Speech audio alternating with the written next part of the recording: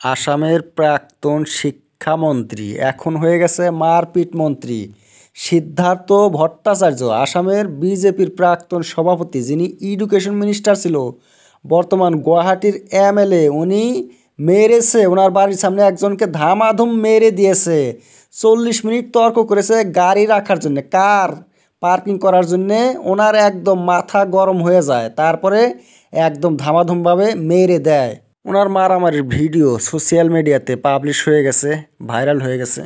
উনি যখন শিক্ষামন্ত্রী ছিল, আসামের শিক্ষকদেরকে ড্রাইভারের সাথে তুলনা করেছিল, শিক্ষকরা আন্দোলনও করেছিল।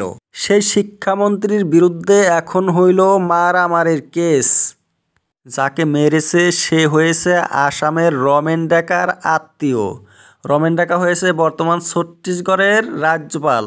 লোকটা সিদ্ধার্থ ভট্টাচার্যর বাড়ির সামনে গাড়ি দাঁড় করিয়ে রাস্তার মধ্যে কিছু কেনার জন্যে তৈরি হয়েছিল, কিন্তু তার জন্যে সিদ্ধার্থ ভট্টাচার্য একদম রেগে যায়। 40 মিনিট তর্ক বিতর্ক করার পরে একদম ধামাধুম মেরে দেয় বিজেপির নেতা। প্রধানমন্ত্রী নরেন্দ্র মোদীর উচিত এমন নেতাকে দল থেকে বহিষ্কার করে দেওয়া।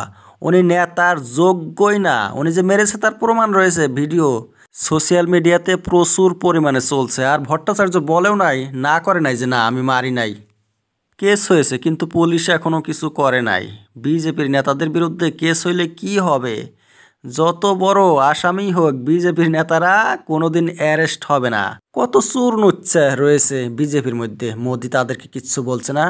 একজন বড় নেতা সিদ্ধার্থ ভট্টাচার্য আসামের বিজেপি, তার সভাপতি ছিল, সেই বিজেপি আসামে শাসন করেছে। এডুকেশন মিনিস্টার ছিল, তার এমন এডুকেশনের অভাব